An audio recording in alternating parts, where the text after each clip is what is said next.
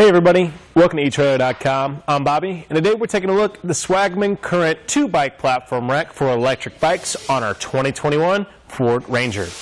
Now, as the name you can probably tell, it is primarily going to be used for our heavy electric bikes. Now, with how sturdy this guy is, what's great about it too, we're not just limited to actually putting it on our vehicles, we can also put it on our motorhomes. So, very, very versatile in that aspect, and we can put it on some of those bigger, heavier builds, and that way, because of how it's built, it is going to be holding up quite nicely for us. With a 60-pound capacity rating per bike too, we are going to have no trouble at all getting those heavy, big e-bikes up on here, and with how our cradles are too, we are going to afford ourselves a little bit more room for those big, heavy, fat tire bikes as well. So I think that's where this guy really starts shining and excelling, as well as being probably on the lower end for the bikes that are, or bike racks I should say, that are actually capable of getting those heavy e-bikes on here.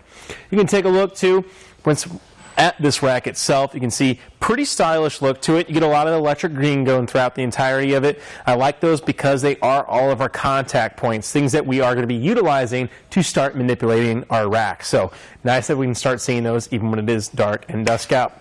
Taking a look though, you can see that we are having a frame mount here on our middle section. So if you're looking a way of getting those carbon frame bikes up to the trailhead with you, this unfortunately will not be an option for you, as we are starting to get downwards pressure on this frame that will end up deteriorating and harming our carbon frames, unfortunately. So we do have a little bit of limitations here. However, this is primarily going to be for those big heavy bikes anyways, so those carbon frames probably aren't even something that we're too worried about.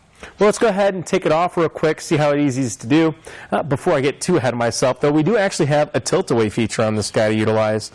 On the inside here, as we mentioned, that electric green, we just have this simple little pull lever here. We're going to go ahead and pull up, and that's going to go ahead and allow us to tilt this down and out of the way. Now, keep in mind, as you get heavier and heavier bikes on here, that's going to be a little bit harder to control, so we want to make sure we are getting a good hand on that before we actually go ahead and lay that down.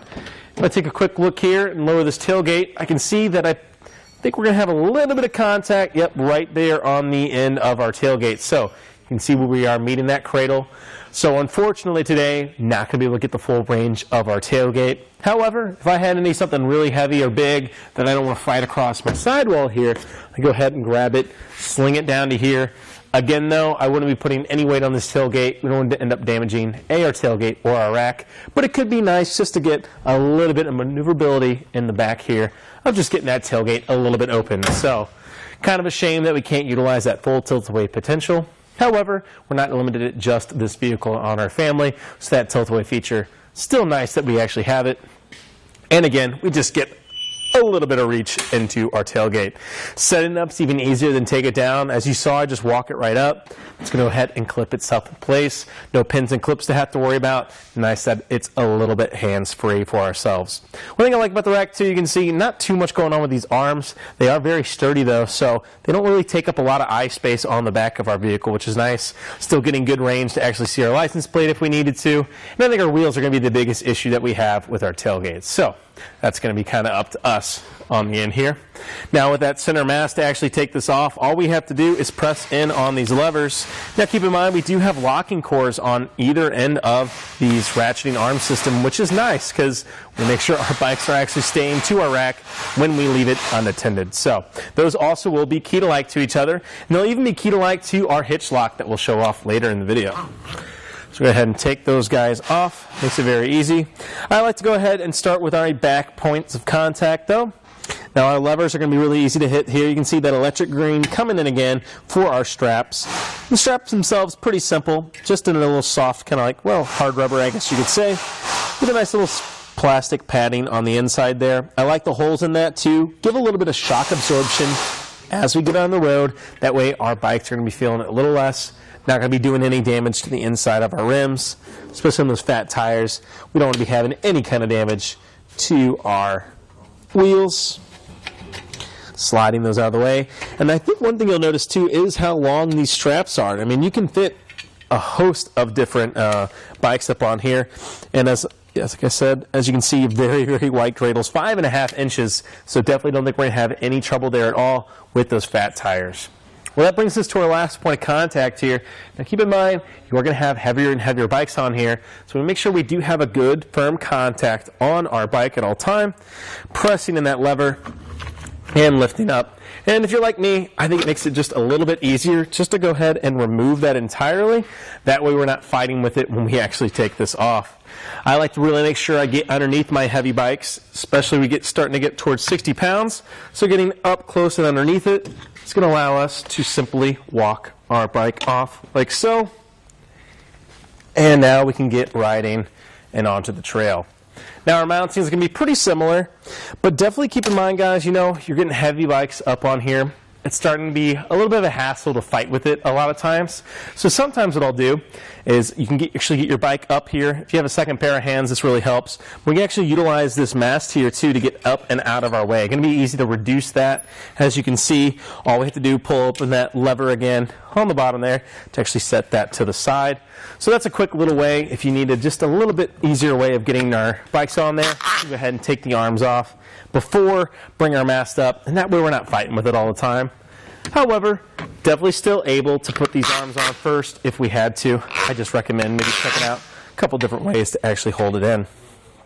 Now here's another problem I have with too. These arms start getting away in the collapsing feature of this guy. But we can go ahead and stick them all the way to the top, like so. Get them set in, and then just kind of sling those arms to the side like so. So quick little way of like kind of making it more condensed. Not my favorite little aspect of it. However, definitely not going to be causing too much damage there at all. And again, putting it down in this position. Hopefully now we can go ahead and access our tailgate. I think we're still going to have contact with our cradles though in this position. Let's go ahead and take a quick look. Yeah, you can see that cradle can be right where we want to set this down. Even if I put this in its tilt-away function, still think we're going to have just a little bit of contact, unfortunately, as we saw before. Yep, just right on that side of that cradle. Again, though, still just nice to get a little bit of room into that tailgate. Can always really start adding up. Now, with any hitch-mounted accessory, we are going to be adding just a little bit of length to our vehicle, especially in the Ranger. We already do have a little bit of length to be conscious of. So let's go ahead and take a quick look and see how much we are actually adding on. From the rear of our bumper to the end of our system here, going to be right at under 30 inches. So 29.5 inches from the rear to the end of our cradle there.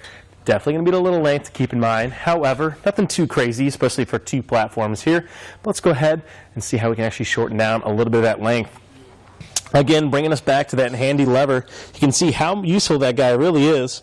Go ahead and pop him and just simply walk this entire system up into place. It's going to click. You can see really reducing a lot of that play in that rack too. So going to be nice and secured. We're not going to be worried about anything, you know, tilting into our vehicle, causing any damage there. Let's go ahead and take a quick look.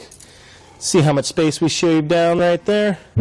And at only 18 inches to the end of our post, definitely a lot of that getting cut down. Almost half of our distance. I think a lot of our distance actually comes from our shank, which is totally fine. As you can see, getting ample clearance between our tailgate. Looks like our closest point between our tailgate and our cradles is right at 8 inches. So not going to be something I'm too worried about, especially with it being so nice and secure with that easy-to-use lever system. One thing about these Cradles Too that's cool, guys, as you can see here, we are able to adjust these very, very quickly. You just simply loosen these up like so, and we can actually slide that across the entirety of this system. I think that's where it really starts shining too. You can see just how versatile it is, fitting a lot of those bigger bikes up on here. Always nice that we get just a little bit more room. Now, another important mention to keep in mind is our clearance. So those front wheels go up, the back will go down. Just want to make sure we are very conscious of where we are at as we are going on the road. And right underneath 22 inches to that point right there. Yep, 21.5 inches to the furthest point. I think that's going to be our biggest issue right there in that position. But let's go ahead and take a look of when our bikes are in normal transit. Go ahead and pull that guy. You can see how easy that lever is to use, really getting the full work done on it.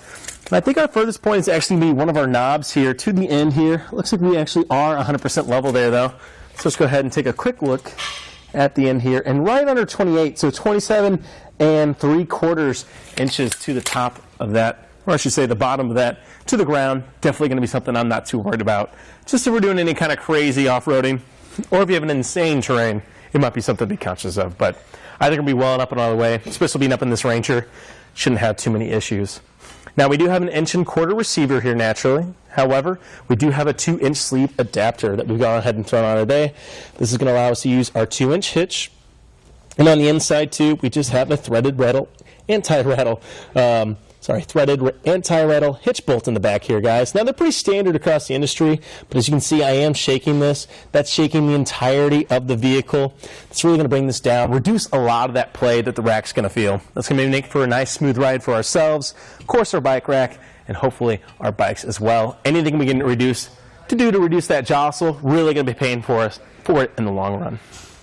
Go ahead and collapse this guy again one last time, just to get him in his put away position. As you can see, I really like how easy it is to use. You know, I'm liking the electric green. It lets me know where I want to go for all my points of contact. It can be really easy to see even at night, especially if it's dusk. We're trying to get home from the trail.